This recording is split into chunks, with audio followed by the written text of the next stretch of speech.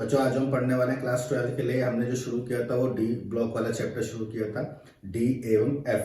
तो D block हम finish कर चुके थे। अब जो बच रहा है वो है एफ के बारे में, और इस वीडियो में हम एफ ब्लॉक को खत्म करेंगे। यानी हम बात करें चैप्टर नंबर 4 की, तो चैप्टर नंबर 4 आज फिनिश हो जाएगा। तो देखें एफ ब्लॉक के तत्व हम किसे कहते हैं, एफ ब्लॉक के तत्व। तो सबसे पहली बात यह है कि एफ का जो दूसरा नाम है इसको हम अंतः संक्रमण तत्व भी कहते हैं। जिस तरीके से हम डी ब्लॉक को संक्रमण तत्व कहते थे, तो एफ ब्लॉक को हम अंतः संक्रमण तत्व के नाम से जानेंगे। ठीक है, अब बात करते हैं एफ की। तो एफ उपकोष आपके पास है, सबको पता है एफ में बॉक्स कितने होते हैं, 7 होते हैं। अगर अंतिम वाला इलेक्ट्रॉन किसमें, एफ में एंट्री करता है, तो उस तत्व को हम बोलेंगे क्या, एफ ब्लॉक के तत्व। जिस तरीके से हमने पढ़ा था डी में, तो डी ब्लॉक के तत्व कौन होते हैं, जिसमें अंतिम इलेक्ट्रॉन डी उपकोष में प्रवेश करता है, तो उसे हम क्या बोलते थे, डी ब्लॉक के तत्व। तो सेम ऐसे ये भी रहेगा। अब बात आती है कि कितने टाइप में रहेगा, मतलब एफ ब्लॉक की हम बात करते हैं तो एफ ब्लॉक के 2 पार्ट होते हैं। एक होता है हमारे पास लेंथेनाइट, एक होता है लेंथेनाइट और एक होता है एक्टेनाइट। तो जो एफ ब्लॉक के तत्व हैं उनके कितने भाग होते हैं, 2। लेंथेनाइट का मतलब है अगर अंतिम इलेक्ट्रॉन 4f उपकोष में जाता है तो उन्हें हम बोलेंगे लेंथेनाइट, और अगर 5f उपकोष में जाता है तो उसे हम क्या बोलेंगे, एक्टेनाइट। यानी अगर आपसे लेंथेनाइट या एक्टेनाइट की डेफिनेशन पूछी जाएगी तो 4f और 5f को ध्यान रखेंगे। अंतिम इलेक्ट्रॉन अगर 4f में गया है तो उन तत्वों को हम क्या बोलेंगे, लेंथेनाइट, और अंतिम वाला अगर 5f में गया है तो उन तत्वों को हम क्या बोलेंगे, एक्टेनाइट। लेंथेनाइट का नाम पड़ा है एलए से, एलए का नाम क्या है, लेंथेनम। तो लेंथेनम से नाम पड़ा है लेंथेनाइट। लेंथेनाइट को हम लेंथेनोन भी बोलते हैं।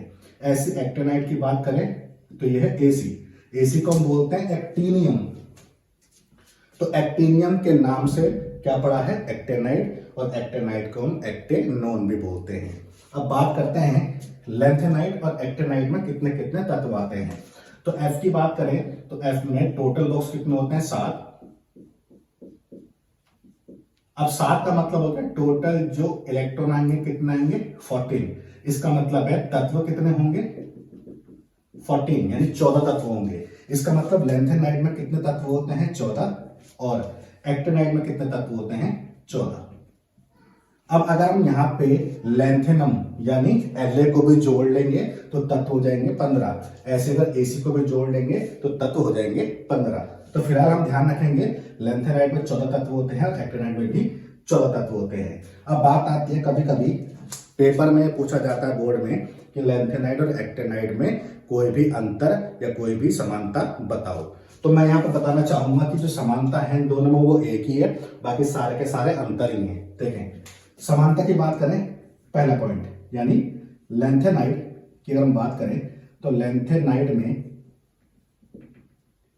इलेक्ट्रॉन एफ उपकोष में लगातार भरता रहता है, एक्टेनाइट की बात करें तो एक्टेनाइट वो तत्व होते हैं जिनमें इलेक्ट्रॉन एफ उपकोष में लगातार भरता रहता है। अब देखें दोनों पॉइंट को ध्यान से देखें, तो इन दोनों पॉइंट में अगर मैं 4 और 5 को थोड़ी देर के लिए भूल जाऊं तो बचा क्या, एफ बचा यहाँ, और यहां भी क्या बचा, एफ। इसका मतलब है अगर मुझे दोनों में समानता दिखानी है तो मैं सिंपल से बोलूंगा कि लेंथेनाइट या एक्टेनाइट वो तत्व होते हैं जिनमें इलेक्ट्रॉन एफ उपकोष में प्रवेश करता है। अगर मैंने यहाँ पे 4 कर दिया तो ये डेफिनेशन लेंथेनाइट की हो जाएगी, अगर मैंने 5 कर दिया तो ये डेफिनेशन एक्टेनाइट की हो जाएगी, और ये दोनों पॉइंट एक दूसरे के लिए अंतर भी हो जाएंगे। पर मैंने यहाँ पे ना तो 4 लिखा है और ना ही यहाँ पे 5 लिखा है, सिंपल एफ यहाँ और एफ यहाँ लिखा है। इसका मतलब ये जो पॉइंट है पहला वाला, ये लेंथेनाइट और एक्टेनाइट में समानता प्रदर्शित करता है। जैसे मैं यहाँ 4 और 5 लगा दूंगा तो ये दोनों में अंतर को प्रदर्शित कर देगा। ठीक है, देखिए दूसरे पॉइंट की बात करें, सामान्य जो इनकी ऑक्सीकरण संख्या होती है यानी चार्ज, सामान्य ऑक्सीकरण संख्या कौन सी, स्थाई की बात कर रहे हैं, तो सामान्य स्थाई ऑक्सीकरण संख्या इनकी होती है +3। तो ये वाला जो पॉइंट है सेकंड वाला, ये इंपॉर्टेंट है, ये डायरेक्टली पूछा जाता है कि लैंथेनाइड की स्थाई ऑक्सीकरण अवस्था कितनी होती है, तो ध्यान रखेंगे +3 होती है। इसके अलावा यानी इसके अलावा हमारे पास +2 और +4 भी मिलती है। अब ये भी ध्यान रखेंगे, कभी कभी पेपर में डायरेक्टली आता है लैंथेनाइड का वो कौन सा तत्व है जो +2 अवस्था में पाया जाता है और वो कौन सा तत्व है जो +4 अवस्था में पाया जाता है। तो ध्यान रखना, +2 की बात करते हैं तो यूरोपियम +2 में पाया जाता है, और +4 की बात करते हैं तो सीरियम +4 में पाया जाता है। इस चीज का ध्यान रखेंगे, यानी चार्ज भी ध्यान रखेंगे और तत्व भी ध्यान रखेंगे। यहां बात करते हैं तो इनकी सामान्य ऑक्सीकरण संख्या स्थाई कितनी होती है, तो इनकी भी +3 होती है, ध्यान रखेंगे। यानी दोनों की ही जो ऑक्सीकरण संख्या है वो कैसी है, +3 स्थाई है, ध्यान रखेंगे। इसके अलावा +4 +5 +6 एक्सेट्रा और सारी मिल सकती है, ध्यान रखेंगे। ऐसा क्यों हुआ है वो बाद में देखेंगे, पहले तीसरे पॉइंट को देखें। तीसरा पॉइंट ये कहता है कि इन दोनों में सिर्फ PM रेडियो एक्टिव है, सिर्फ पीडीएम रेडियो एक्टिव तत्व है। पीएम को हम बोलते हैं प्रोमीथियम। यानी अगर हम बात करते हैं लैंथेनाइड की, तो लैंथेनाइड में जितने भी तत्व हैं उन सभी तत्वों में से सिर्फ एक यानी पीएम प्रोमीथियम रेडियो एक्टिव तत्व है, बाकी कोई नहीं है। जबकि अगर हम इसकी बात करें तो इसमें सभी तत्व रेडियो एक्टिव तत्व हैं, रेडियो एक्टिव तत्व हैं। तो इस चीज का ध्यान रखेंगे कि लैंथेनाइड में सिर्फ एक रेडियो एक्टिव तत्व है, जबकि एक्टेनाइड में सभी रेडियो एक्टिव तत्व हैं। अब जिनको रेडियो एक्टिव तत्व के बारे में नहीं पता है पहले वो सुन लो।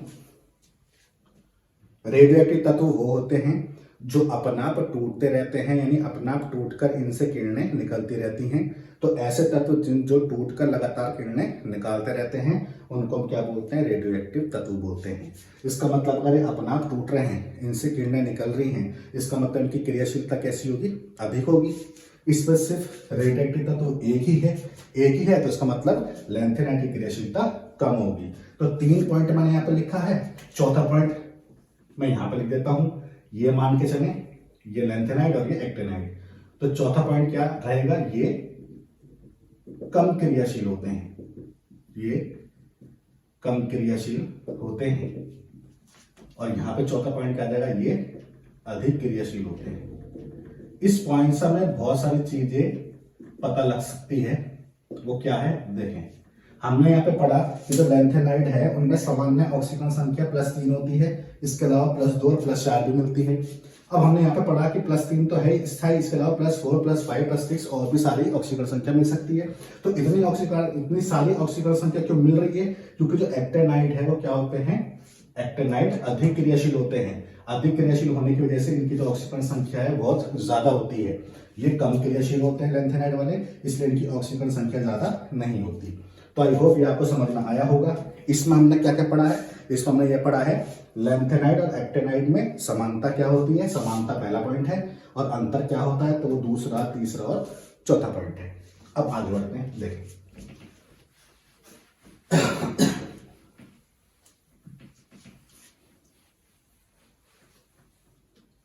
अब बात आती है कि हमारे पास F ब्लॉक के जो तत्व हैं, F ब्लॉक के तत्वों का इलेक्ट्रॉनिक विन्यास, F ब्लॉक के तत्वों का इलेक्ट्रॉनिक विन्यास। अब बात आती है कि सबसे पहले हमें यह पता होना चाहिए कि कौन कौन से तत्व हैं जो F ब्लॉक में आते हैं। देखें, तो पहला है लैंथेनाइड और दूसरा हमारे पास हो गया एक्टेनाइड। तो लैंथेनाइड और एक्टेनाइड में कितने कितने तत्व हैं, 14 तत्व हैं, और अगर एक एक तत्व को जोड़ लेते हैं लैंथेनम और एक्टिनियम को तो 15 रहेंगे। तो ये हमारे पास L है। इसके बाद है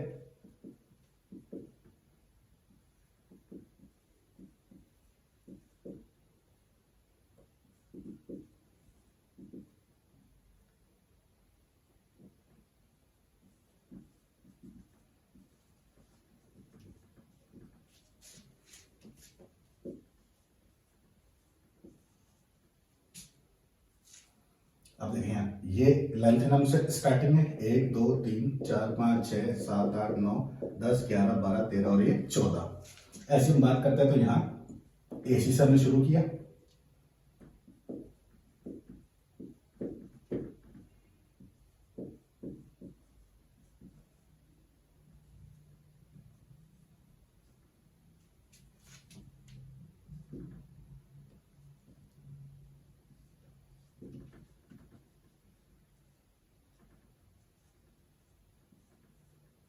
ठीक है। अब ये है ये हमारे पास हो गया एक्टिनियम 1 2 3 4 5 6 7 8 9 10 11 12 13 और ये 14। तो ओवरऑल मैं बात करता हूं तो 14 तत्व इसमें है, 14 तत्व इसमें है, एक एक जोड़ लेंगे तो दोनों में कितने जाएंगे 15 15 हो जाएंगे। अच्छा यहाँ पे तुम्हें करना क्या है, क्योंकि हमारे पास 14 तत्व हैं तो ये तत्व आपको याद होने चाहिए। कहने का मतलब लैंथेनाइड में कौन कौन से तत्व आते हैं ये आपको याद होने चाहिए, और एक्टिनाइड में कौन कौन से तत्व आते हैं ये भी आपको याद होने चाहिए। अच्छा देखें, इन सब के नाम की खैर नीड नहीं है, और अगर याद करना चाहते हो तो इनके नाम याद कर लेना, जैसे lanthanum, cerium, protactinium, neodymium, promethium, samarium, europium, gadolinium, terbium, इस तरीके से तुम ये नाम याद कर सकते हो। ठीक है। अच्छा देखें, हमारा जो मेन पार्ट है वो क्या है कि इलेक्ट्रॉनिक विन्यास इनके कैसे करे जाएंगे। अब एक बात सोचने वाली ये है कि जो इलेक्ट्रॉनिक विन्यास है, लैंथेनाइड की बात करें तो ये हमारे पास होते हैं लैंथेनाइड। लैंथेनाइड में क्या होता है हमारे पास 4F 5S और 6D होता है। ऐसा हम बात करते हैं एक्टेनाइड, तो एक्टेनाइड में हमारे पास 5F 6S और 7D होता है। यानी कुल मिलाकर हमारे पास जो आउटर की है भाई की हम बात करते हैं तो भाई में 4F 5S और 6D आता है, और हम बात करते हैं किसकी एक्टेनाइड की तो 5S 6S और 7D आता है। अब इनके इलेक्ट्रॉनिक विन्यास इतने टिपिकल हैं कि वो आप याद नहीं कर पाओगे, तो फिर कोई शॉर्टिंग ट्रिक का यूज करेंगे। ठीक है। तो अब ये मान के चलें कि इन सभी में अगर मैं बात करता हूं तो हमने पढ़ा स्थायी ऑक्सीकरण संख्या, स्थायी ऑक्सीकरण संख्या दोनों की कितनी है +3 है, और हम यहाँ पे बात कर रहे हैं F ब्लॉक की, तो F ब्लॉक में सारे के सारे तत्व क्या है धातु, धातु को हम क्या लिखते हैं मेटल, मेटल यानी M। तो मैं इनको ये मान के चल रहा हूं कि सारे के सारे 3+ में है, मतलब ये सभी के सभी तत्व जो है अपने स्थायी ऑक्सीकरण संख्या में है, ये मान के चलता हूं तो तब जाके इनके इलेक्ट्रॉनिक विन्यास पॉसिबल हैं जो समझ में आ जाए। तो फिलहाल मैं बात करूं लैंथेनाइड की, ध्यान रखना एक्टिनाइड इतने चर्चे में नहीं है, मतलब ज्यादातर पेपर में नहीं आता है, लैंथेनाइड से आता है, इसलिए इसको हम पहले पढ़ेंगे। देखें लैंथेनाइड की बात करें तो हमारे पास तत्व हो गए यानी La Ce Pr Nd Pm Sm Eu Gd, इसके बाद Tb, इसके बाद Dy Ho Er Tm Yd और Lu। अब ये हमारे पास टोटल तत्व हो गए 15। हम ये मान के चल रहे हैं कि सभी तत्व जो हैं वो किसमें है +3 में है, तो इनके इलेक्ट्रॉनिक विन्यास क्या होंगे। तो कुछ नहीं करना, यहां शुरू करना है 4F 0 से, 0 से शुरू करके 14 तक चलना है, बस यही इसका आंसर हो गया। 4F1 4F2 4F3 4F4 4F5 4F6 4F7 4F8 4F9 4F10 11 12 13 और ये 14। तो ये इन सभी तत्वों का क्या हो गए इलेक्ट्रॉनिक विन्यास हो गए। इससे फायदा क्या होगा वो देखें। जैसे पहला प्रश्न है बोर्ड का कि GT3+ का इलेक्ट्रॉनिक विन्यास क्या होता है।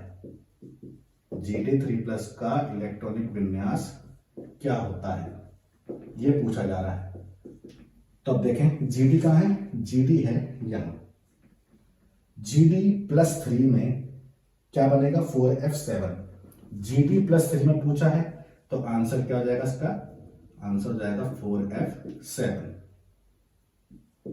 बस इतना हमें करना है, बाकी कुछ नहीं करना। अब मान के चलो कि यहां चार्ज को थोड़ा सा चेंज किया गया है, GD3+ की जगह GD2+ पूछा गया है कि इसका इलेक्ट्रॉनिक विन्यास क्या होगा। अच्छा GD3+ का कितना है 7। अब एक सोचने वाली बात है, 3+ का मतलब होता है 3 की कमी है। जब 3 की कमी थी तो ये 7 था, अब कमी कितने की रह गई 2 की। 2 की कमी कब आएगी जब इस Gd3+ को एक इलेक्ट्रॉन दे दे तो पहले कमी 3 की थी, एक इलेक्ट्रॉन मिलने के बाद कमी कितनी की रह गई, 2 की रह गई, फिर Gd2+ बना होगा। इसका मतलब एक इलेक्ट्रॉन लिया है। जब ये Gd+3 में था तो ये कितना था, 4f7, और अब ये एक इलेक्ट्रॉन लेके क्या बन गया, Gd+2, तो ये क्या बन जाएगा, 4f8 बन जाएगा। तो इसका आंसर आ जाएगा 4f8। तो ओवरऑल मैं ये कहना चाहता हूं कि कम से कम +3 में तुम्हें इन सभी के इलेक्ट्रॉनिक विन्यास याद होने चाहिए। तो आई होप यहां तक तुम्हें समझ में आया होगा। अब जिसके भी इलेक्ट्रॉनिक विन्यास तुम्हें दिए होंगे तो उससे आप चेक कर सकते हो कि हम कैसे कैसे इसको सॉल्व करेंगे। जैसे अगर मैं बात करता हूं, सपोज करें आपके पास है EU और EU+3 का इलेक्ट्रॉनिक विन्यास पूछा है। तो EU आपके पास क्या है, EU का नाम क्या है, यूरोपियम है। अब देखें EU ये कितना है, 4f6 है, तो हो जाएगा 4f6। तो इसका आंसर आ गया EU3+ का 4f6। अब मान लो EU3 की जगह पूछा है किसका, EU2+ का। तो देखें जब EU+3 में था तो +3 में था, तो अब इसको चेंज होना है किसमें, EU+2 में चेंज होना है। कब चेंज होगा, जब एक इलेक्ट्रॉन ले लेगा। ठीक है, EU जब 3+ में था तो ये कितना था, 4f6 था। अब एक इलेक्ट्रॉन ले लेगा तो ये बना, यानी ये कितना हो जाएगा, 4f7 हो जाएगा। अब ध्यान से देखें, अगर ये 4f7 हो रहा है तो f में कितने बॉक्स होते हैं, 7। कितने भरना है मुझे f में, 7। इसका मतलब है कैसा हुआ, अर्धपूर्ण। और जो अर्धपूर्ण कक्षक होते हैं वो कैसे होते हैं, स्थायी। इसका मतलब यूरोपियम जो है वो +2 में स्थायी इसलिए होता है क्योंकि जो इसका f उपकोष है वो अर्धपूर्ण होता है, जिसकी वजह से ये स्थायी होता है। तो इसका आंसर क्या जाएगा, 4f7, और 4f7 का मतलब है ये अर्धपूर्ण है। EU2+ की बात करते हैं तो हमने पढ़ा था अभी कि जो लैंथेनाइड होते हैं वो +3 में ज्यादा स्थायी होते हैं। यूरोपियम जो होता है वो +2 में इसलिए स्थायी होता है क्योंकि ये अर्धपूर्ण होता है। तो आई होप ये समझ में आया होगा। चलो देखें, तो इलेक्ट्रॉनिक विन्यास से संबंधित जो भी क्वेश्चन आएंगे वो इजीली तुम सॉल्व कर सकते हो। जैसे मैं बात करता हूं CE की, ठीक है, ये दिया है CE+3। CE+3 का इलेक्ट्रॉनिक विन्यास क्या होगा, इलेक्ट्रॉनिक विन्यास क्या होगा। तो बात करते हैं CE3+ की, जो तुम्हें दिख रहा है CE+3 में कितना होगा, 4f1 होगा। तो आंसर आ गया 4f1। ठीक है, यानी तुम्हें इतना ही लिखना है, ज्यादा कुछ नहीं करना। अब बात करते हैं, सपोज करो पेपर में आया Ce+4 का इलेक्ट्रॉनिक विन्यास क्या है, तो प्रश्न ये है, बाकी सारी चीजें सेम है, यानी Ce+4 का इलेक्ट्रॉनिक विन्यास क्या होगा। अच्छा, Ce+4 को मुझे किसमें चेंज करना है, Ce+4 को मुझे Ce3 मतलब इसको Ce3+ को मुझे चेंज करना है Ce+4 में। तो Ce+4 में कब चेंज होगा, जब ये एक इलेक्ट्रॉन लेगा या देगा। सोचने वाली बात है, Ce3+ Ce4+ में कब चेंज होगा, पहले कमी 3 की थी, अब कमी कितने की है, 4 की। इसका मतलब यहां से एक इलेक्ट्रॉन निकालना पड़ेगा, तब जाके इस पे एक की कमी और आएगी। तो पहले से 3 की कमी थी, एक निकला, कमी और आ गई एक की, तो 4 बन गया। Ce जब +3 में था तो कितना था, 4f1 था। जब एक निकल जाएगा और तो कितना रहेगा, 4f0 हो जाएगा। इसका मतलब इसका आंसर क्या आ जाएगा, 4f0।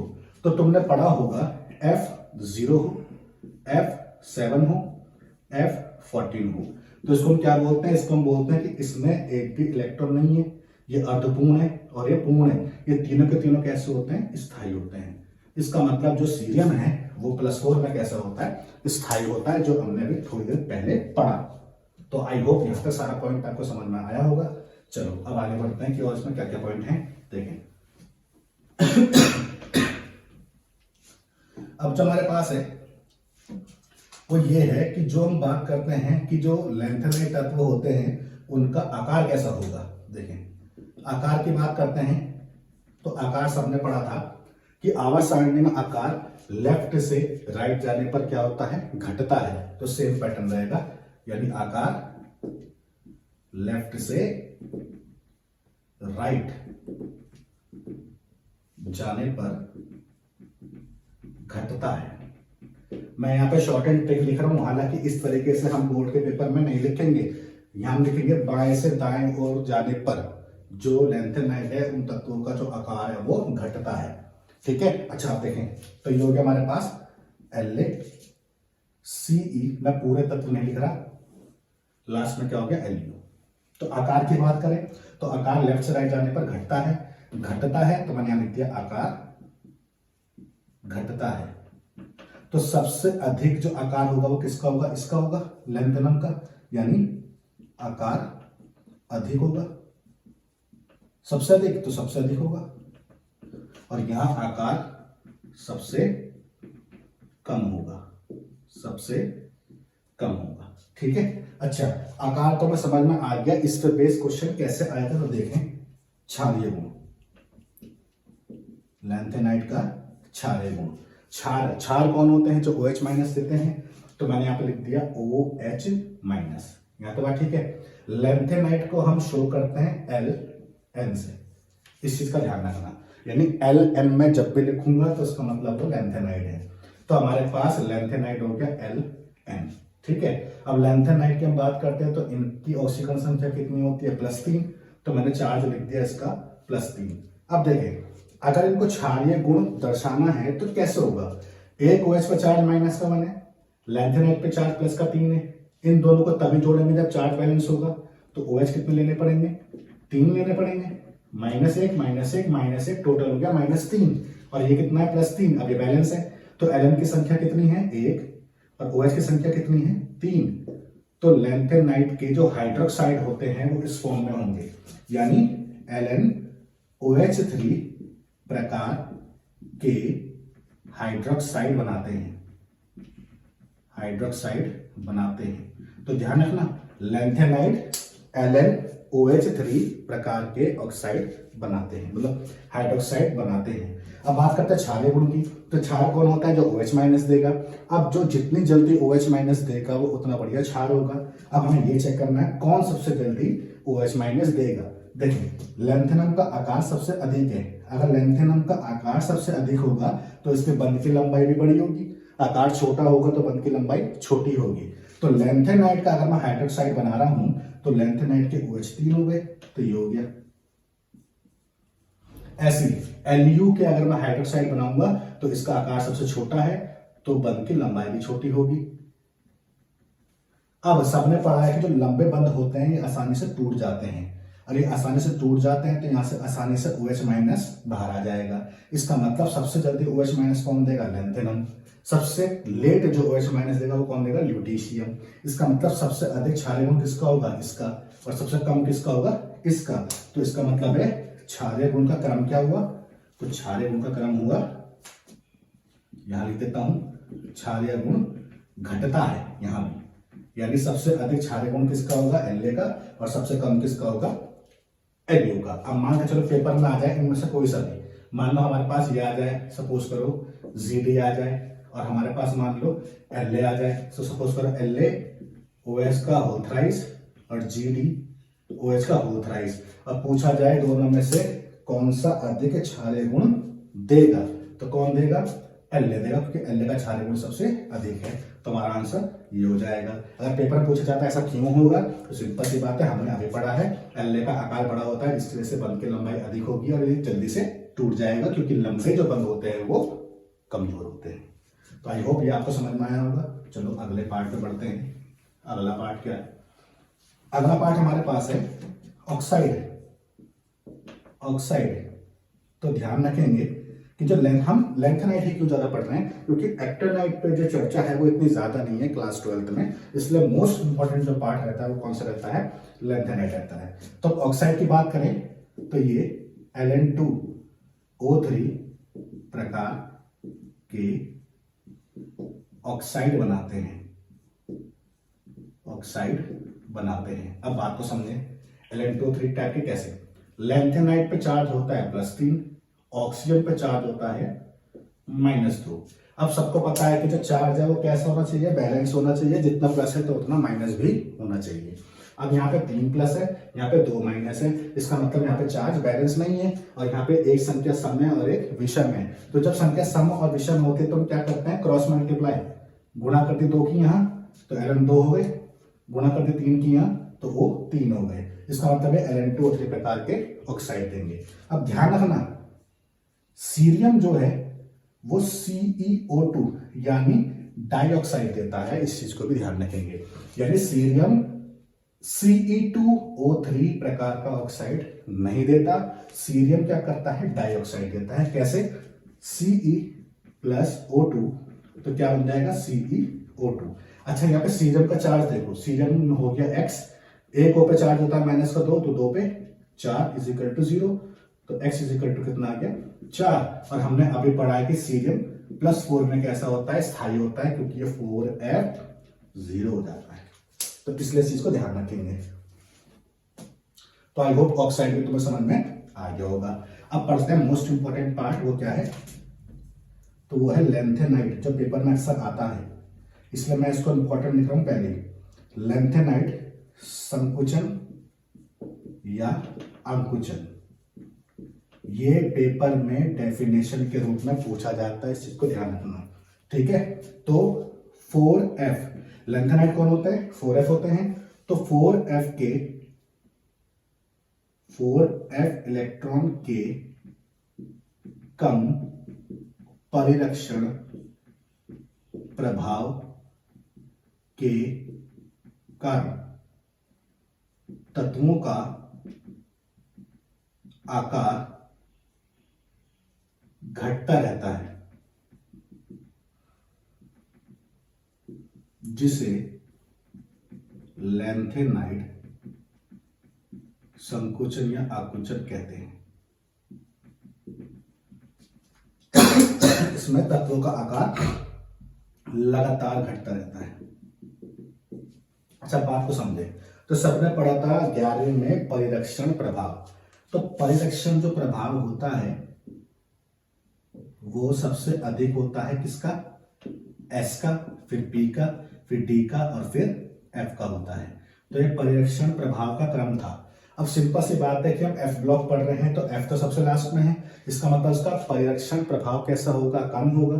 कम का मतलब है कि जो नाभिक होगा, जैसे जैसे F में इलेक्ट्रॉन बढ़ेंगे 1 2 3 4 5, तो वैसे वैसे नाभिक जो है उनको आकर्षित करेगा, और आकर्षित करेगा तो धीरे धीरे आकार कम होता जाएगा। तो लेंथेनम से लेकर एल तक आकार जो है वो घटता जाता है। तो सिंपल सी बात करें तो 12th में सिर्फ और सिर्फ क्या पूछी जाती है, डेफिनेशन पूछी जाती है। लेंथेनाइट संकुचन या आकुंचन किसे कहते हैं, तो ये डेफिनेशन आप लिख के आ जाना, ठीक है। अब बात करते हैं किसकी, एक पॉइंट और, एक्टेनाइट संकुचन।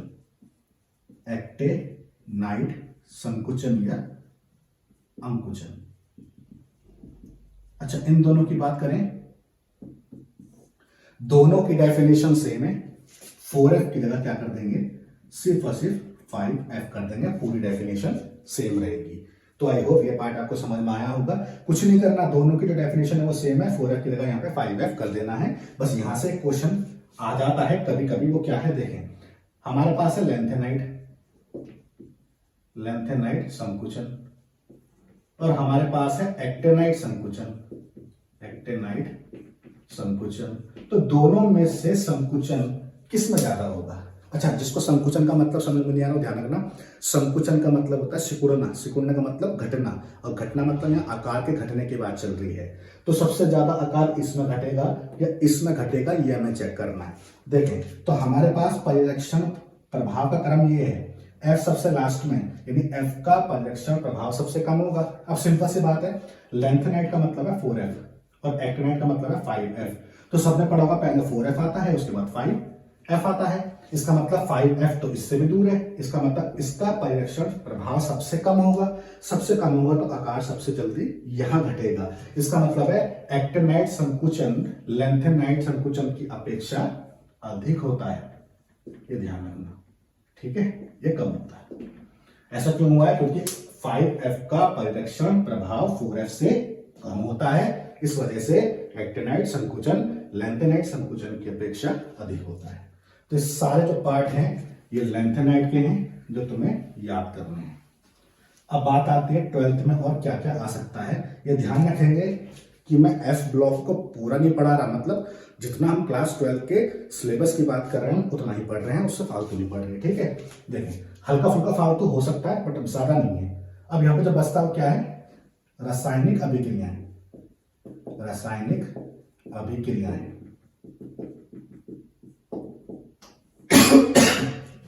इसको हम समझेंगे एक चार्ट से, यानी चित्र से। देखो ये हो गया लैंथेनाइट Ln। अब इस चार्ट को याद करने का तरीका सिर्फ एक ही है कि इस लैंथेनाइट को तुम ये मान के चले +3 में है। मतलब लैंथेनाइट का जो आवेश होता है, जो चार्ज होता है वो +3 होता है। +3 मान के चलना है ताकि रिएक्शन को समझने में आसानी हो। अब कैसे, देखो अगर लैंथेनाइट HCl के साथ क्रिया करता है तो क्या बनेगा, H पे चार्ज +1 होता है, Cl पे कितना होता है -1, लैंथेनाइट पे कितना है +3, तो इससे +3 है, इससे -1 है, तो Cl कितने होने चाहिए, 3 होने चाहिए, तभी जाके -3 बनेगा, ये +3 बनेगा, बैलेंस हो जाएगा। तो Ln कितना है 1 और Cl कितना है 3, तो क्या बन जाएगा LnCl3 बन जाएगा।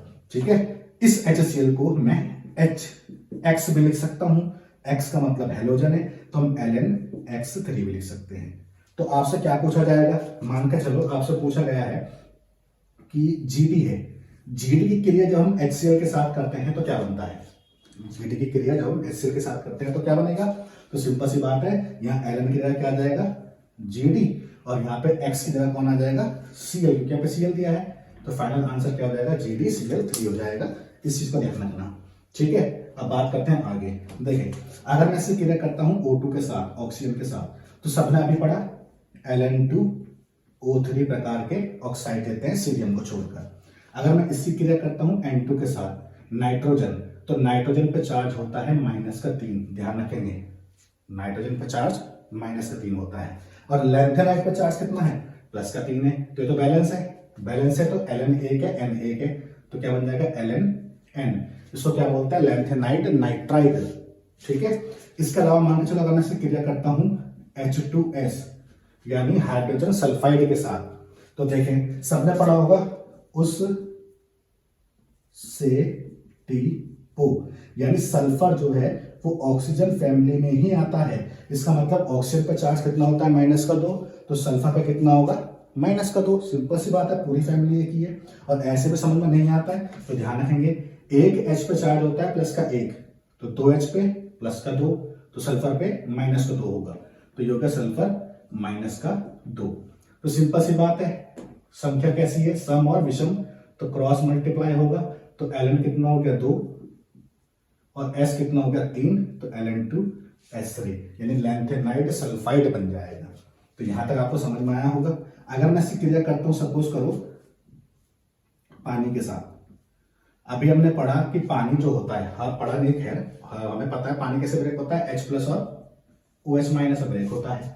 इसका मतलब है लैंथेनाइट पे +3 है, OH पे -1 है, तो OH कितने लेंगे 3, अभी हमने पढ़ा थोड़ी देर पहले, तो लैंथेनाइट हाइड्रोक्साइड बन जाएगा। ऐसे ऐसे अगर मैं इसकी क्रिया करता हूं कार्बन के साथ, तो लैंथेनाइट +3 होता है, कार्बन पर चार्ज -4 होता है, क्रॉस मल्टीप्लाई कर देंगे तो Ln कितना हो जाएंगे 4 और C कितना हो जाएगा 3। पर यहाँ पे एक समस्या है कि यहाँ पे मिक्सचर यानी मिश्रण बन जाता है, यानी Ln2C3 ऐसे कुछ मिक्सचर भी बनते हैं, तो ये वाला पार्ट हम इसलिए याद नहीं करते क्योंकि यहाँ पे मिश्रण बनता है। बाकी सारे पार्ट हम याद करते हैं कि क्या क्या लेंगे और क्या क्या बनेगा। ऐसे हम बात करते हैं हाइड्रोजन की, तो Ln2H3 बन जाता है तो LnH3 बन जाता है, लैंथेनाइट हाइड्राइड।